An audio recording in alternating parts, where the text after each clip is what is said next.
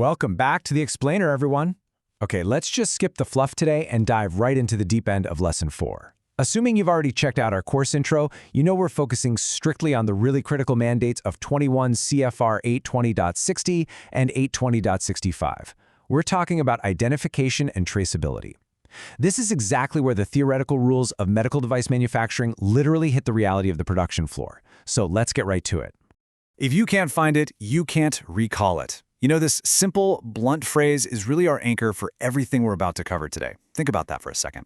It's a powerful mantra that instantly sets the incredibly high stakes at this topic. We're dealing with medical devices here, hardware that physically interacts with the human body. So when something goes wrong out in the field, this single sentence dictates whether a company can efficiently contain the issue or whether a manageable problem is going to spiral into a massive, widespread public health crisis. All right, moving into Section 1, Identification versus Traceability. So it's super easy to get these two foundational FDA clauses mixed up, but there's a big, crucial split between them. Basically, it's the present tense action of identifying versus the future tense safety net of tracing. Let's look at 820.60 first, which is identification. This is your here and now. It's all about knowing exactly what a component is at this very second to prevent mix-ups during active production. On the flip side, we have 820.65, traceability. This one is entirely future-focused. It's your find-it-later clause. It's designed specifically so that if a critical device fails, maybe months or even years down the line, you can execute a highly targeted recall. So again, present tense control versus future tense security. Okay, let's dive into Section 2, Identifying to Prevent Mix-ups.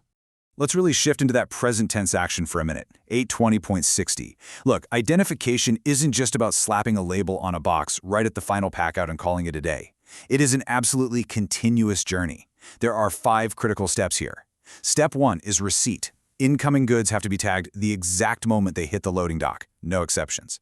Step 2 is in process. All your work-in-progress materials must be clearly labeled with their lot and routing info. Step 3 is inspection. The pass or fail status needs to be instantly visible to anyone looking. Step 4, finished goods. The final device itself has to bear its identification. And finally, Step 5, distribution. The actual ship-out record must be keyed directly back to that device ID. Because honestly, if this chain breaks at literally any single handoff, your entire identification system has failed. We've all seen how chaotic a production floor can get, right? Well, let's talk about the real-world difference between a chaotic floor and a controlled one. Think about these common, highly dangerous mix-ups and contrast them with controls that actually work. For instance, handwritten lot numbers inevitably get misread, so the fix is mandating printed status labels.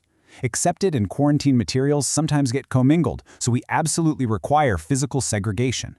What if an operator accidentally grabs a revision B part instead of the required revision C? Well, you implement a system that digitally enforces a revision match before a kit can even be released. And those color-coded labels that are so easily misinterpreted, we replace them with barcode or RFID scans at every single handoff. So the key takeaway here is this simple but incredibly vital formula. Effective control equals a status label plus physical segregation plus system enforcement. Because a label by itself, it's never ever enough. Somebody can always pick up a beautifully labeled bin and just drop it on the wrong shelf. You need physical separation and digital system lockouts working seamlessly together to truly block misuse and stop a mix-up before it happens. It's the whole shebang. Moving right along to Section 3, Traceability for Critical Devices. We're shifting gears now from 820.60 over to 820.65. We're moving away from preventing mix-ups today and into the life-saving capability of finding those devices tomorrow. The crucial point to understand here is exactly which devices trigger these super strict traceability rules, because we're dealing with high-stakes hardware. The FDA actually mandates unit, lot, or batch traceability for implants. We're talking orthopedic, cardiac, dental implants. It also explicitly applies to life-supporting devices like ventilators and pacemakers, and life-sustaining equipment like ICU monitors and defibrillators. Basically, if a failure in the device could cause significant injury or death, it must be strictly traceable. Although, I should definitely mention that top-tier manufacturers generally consider it best practice to just extend the strict traceability to all their devices, regardless of glass. But what exactly needs to be traced? Enter the DHR, the Device History Record. Think of the DHR as the ultimate roadmap. It's the central hub that links every single piece of the puzzle back together. For any traced device, this record has to capture the unique unit control number, the specific lot numbers of literally every component used, Vital process parameters like sterilization cycles, the exact date it was built, the operator who built it, and of course, the ship-to information. Why? Well, imagine a component supplier calls you up and says, "Hey, we sent you a bad batch of raw materials." Your DHR link is exactly what allows you to instantly see which finished devices contain that bad material and exactly which hospitals are currently holding those compromised devices. Okay, so let's talk about UDI, Unique Device Identification, because it directly complements these traceability requirements. Notice how it beautifully splits into two distinct parts, a static device identifier and a dynamic production identifier.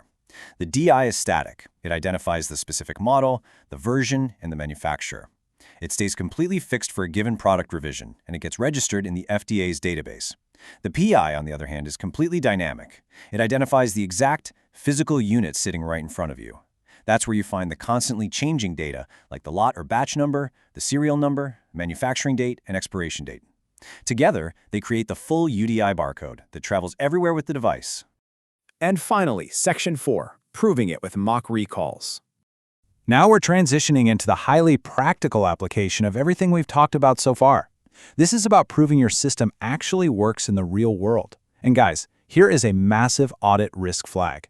Picture this. An FDA inspector walks into your facility, points to a clipboard, and asks you to trace every single device from Lot X. You need an answer in minutes, not days, minutes.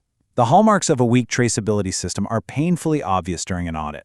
We're talking paper batch records that aren't linked to distribution data. We're missing component lots in the DHR or UDI data on the physical device that just doesn't match what's in the database. If a trace exercise takes your team more than 24 hours to pull together, your system is broken.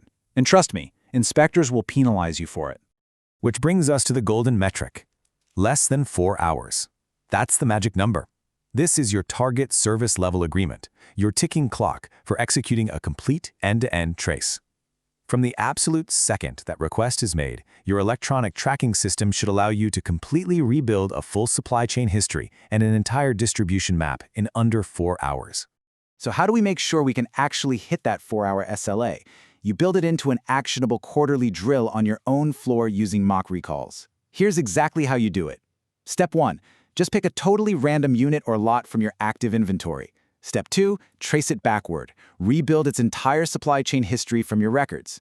Step 3, trace it forward. Find out exactly where every single unit from that lot was shipped. Step 4, time the entire exercise against that sub-4-hour SLA. Did you beat the clock? And Step 5, rigorously document any shortfalls or delays and fix those gaps as CAPAs. If you do this quarterly, you completely prove your traceability works long before an inspector ever asks to see it. And that brings us to the end of our explainer today. But before you go, I want to leave you with a direct challenge based on everything we just covered. Take a real hard look at your own operations. If an inspector knocked on your door right this second and asked you to trace a life-supporting device, could you confidently rebuild its entire history, from the raw materials all the way to final shipment, in under 4 hours? If you hesitate, even for a second, to answer yes, then it's time to take a serious look at your 820.60 and 820.65 systems. Stay focused, keep learning, and I'll see you in the next explainer.